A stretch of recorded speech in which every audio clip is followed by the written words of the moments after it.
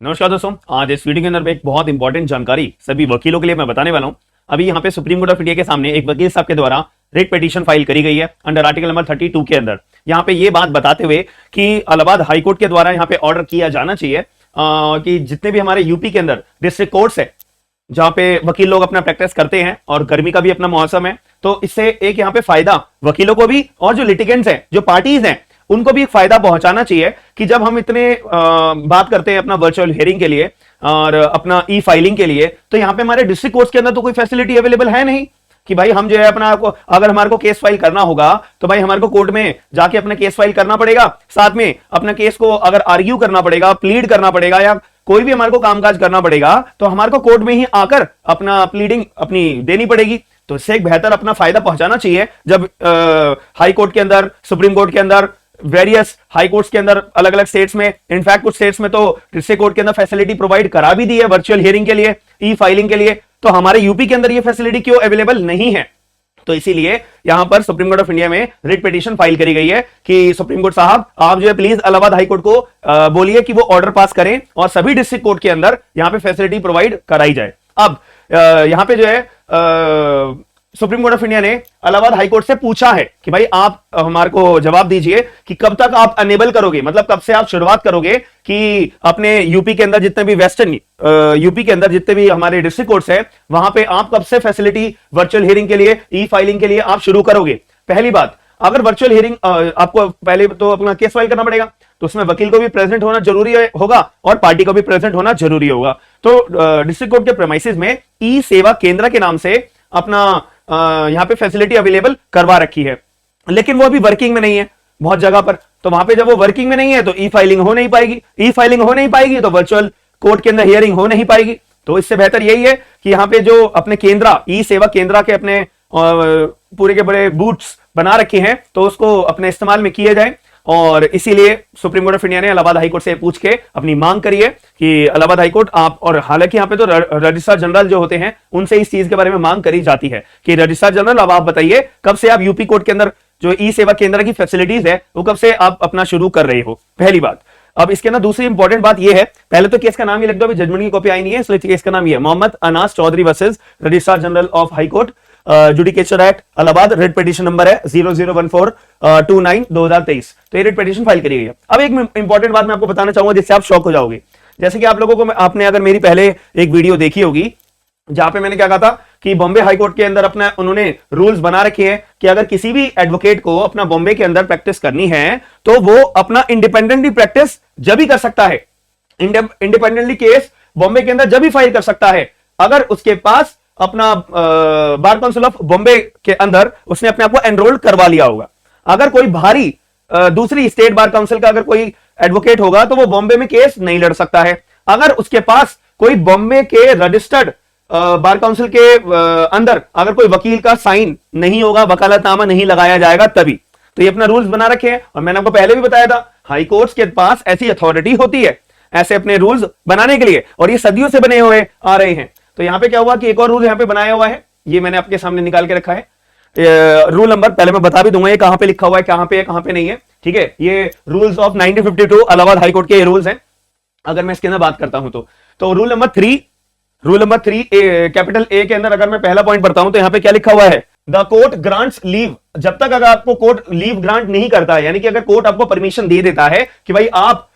UP bar council के अलावा कहीं पे और अपना एनरोल्ड हो, कोई बात नहीं भाई आप केस लड़ने के लिए आ जाओ, प्लीड करने के लिए आ जाओ या कोई एक्टिविटी करने के लिए आ जाओ, हम आपको अलाउ करते हैं। तो इससे पहले इसका मतलब यह है कि अगर आपको कोर्ट परमिशन दे देता है तभी जो वकील होगा, अगर कोई भी वकील who is not in the roll of the advocates in the high court at Allahabad और Lucknow shall not be allowed to appear, to act, to plead in the high court at Allahabad और Lucknow as the case may be. कहने का मतलब यह है कि अगर मैं दिल्ली का अपना बार काउंसिल के अंदर एनरोल्ड हूं या मैं अगर कोई भी अन्य स्टेट के अंदर बार काउंसिल के अंदर एनरोल्ड हूं, यूपी के अंदर एनरोल्ड नहीं हूं और Allahabad high court of Allahabad और लखनऊ के अंदर मैं अपना रोल नहीं करवा रखा है, तो मैं in short Allahabad high court के अंदर अपीयर नहीं हो सकता, ठीक है। और लखनऊ हाई कोर्ट के अंदर अपीयर नहीं हो सकता, ठीक है, लिखा हुआ है ना, अपीयर नहीं हो सकते, एक्ट नहीं कर सकते, प्लीड नहीं कर सकते, ठीक है, सीधी सी बात है, कोई भी वकील नहीं कर सकता। अगर मैं अर्जी लगाऊंगा कि जैसा प्लीज मेरे को अलाउ कर दीजिए प्लीड करने के लिए और एक्ट करने के लिए, अपीयर करने के लिए, क्योंकि बहुत जरूरी मामला है, ठीक है, तो प्लीज मुझे अलाउ कर दीजिए। अगर इलाहाबाद हाईकोर्ट या लखनऊ हाईकोर्ट मेरे को परमिशन दे देंगे, केवल मैं तभी अपीयर हो पाऊंगा या तभी एक्ट कर पाऊंगा या तभी प्लीड कर पाऊंगा, अन्यथा मैं नहीं कर पाऊंगा। अगर मुझे अपीयर होना है या एक्ट करना है या प्लीड करना है एज एन एडवोकेट अपने केस के लिए, और मैं यूपी के अंदर या इलाहाबाद हाईकोर्ट या लखनऊ के अंदर मैं रोल नहीं करवा रखा हूं अपना नाम को, तो उस केस में मुझे क्या करना पड़ेगा, मेरे को एक अपॉइंटमेंट करना पड़ेगा। किसका? एक ऐसे वकील का मुझे अपॉइंटमेंट करना पड़ेगा जो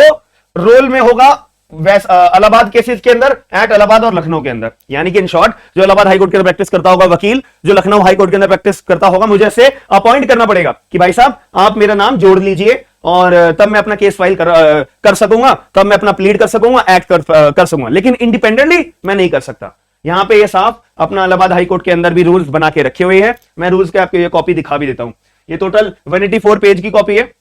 ठीक है। ये Allahabad high court rules of the high court 1952। और ये आप सोच रहे होंगे कि सर आप ये बात हमारी इस वीडियो के अंदर क्यों बता रहे हो? क्योंकि यहां पर जब मैंने आपको जो जजमेंट बताया था, ये वाला जो मैं आपको अभी बता रहा हूं, जिसकी जजमेंट कॉपी भी आई नहीं है, इसके अंदर भी ये रूल्स को अपना आवाज रेज करेगी थी कि देखो जैसा आप ये वाले रूल्स बना रखे हैं वकीलों के ऊपर तो और ये मुसीबत है कि इंडिविजुअली भी अपना प्रैक्टिस कर नहीं सकता है, उसको अपॉइंट करना पड़ेगा एक ऐसे वकील को जो ऑलरेडी इलाहाबाद हाईकोर्ट के अंदर या लखनऊ हाईकोर्ट के अंदर अपना प्रैक्टिस कर रहा होगा। तो इस केस में honourable supreme court of India ने कहा कि भाई देखो, आपने रिट पिटीशन किसके लिए डाली है कि यूपी के डिस्ट्रिक्ट कोर्ट्स के अंदर अपना ई सेवा केंद्र की जो फैसिलिटी है उसको शुरू किया जाए, वर्चुअल हियरिंग को शुरू करा जाए, ई फाइलिंग प्रोसेस को शुरू करा जाए, ठीक है। आपने इन रूल्स को चैलेंज करने के लिए तो पिटीशन नहीं फाइल करी है, और ना ही ये इशू में हमने इसको पॉइंट बनाया है। तो जब आपने इन रूल्स को चैलेंज करने के लिए पर्टिकुलर आपने कोई इशू रेज नहीं करा और पिटीशन फाइल नहीं करी, तो हम ऐसे पर्टिकुलर आपके ये वाले जो सेकेंडरी आप जो डिस्प्यूट रेज कर रहे हो, और रूल नंबर 3A देखो, इसका पेज नंबर है, पेज नंबर 114 के अंदर रूल नंबर 3 कैपिटल A होगा, उसका पॉइंट नंबर 1 होगा। वहां पे आपको ये बात पढ़ने को मिल जाएगी जो मैंने भी आपको बताई भी थी, ठीक है। तो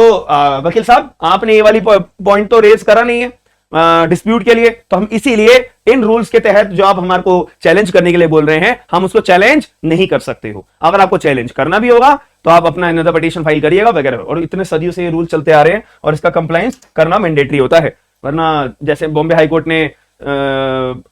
कंप्लेंट दायर करी थी बार काउंसिल को लाइसेंस सस्पेंड करने के लिए, तो अगर आप पकड़ाए जाते हो तो बहुत बड़ी कॉन्सिक्वेंसेस आप सभी वकीलों को फेस करने को मिलती है। अब आपको क्लियर शब्दों में मेरे द्वारा जो वीडियो के अंदर बात बताई गई है आपको समझ में आई होगी। और जितने लोग अपना अगर मान लेते किसी अन्य कोर्ट्स के अंदर प्रैक्टिस करते हैं, तो क्या आपके डिस्ट्रिक्ट कोर्ट के अंदर भी ई फाइलिंग की फैसिलिटी अवेलेबल शुरू हो चुकी है, वर्चुअल कोर्ट की अपनी फैसिलिटी अवेलेबल हो चुकी है, ई सेवा केंद्र की फैसिलिटी शुरू हो चुकी है, तो प्लीज एक बार कमेंट बॉक्स के अंदर अपना फैसिलिटी के बारे में बताइएगा, और अपना जिस डिस्ट्रिक्ट कोर्ट के अंदर प्रैक्टिस करते हो उसके बारे में भी जरूर बताइएगा कमेंट बॉक्स के अंदर। और वीडियो को लाइक करे बिना मत जाइएगा। बाकी जिन लोगों ने चैनल को सब्सक्राइब नहीं करा है,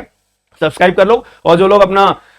राजस्थान जुडिशरी की तैयारी कर रहे हैं, तो हमारे मेजर लॉज की रिवीजन नई चैनल के ऊपर SLG लॉ क्लासेस में अपनी चल रही है, आप ज्वाइन जरूर करा करो।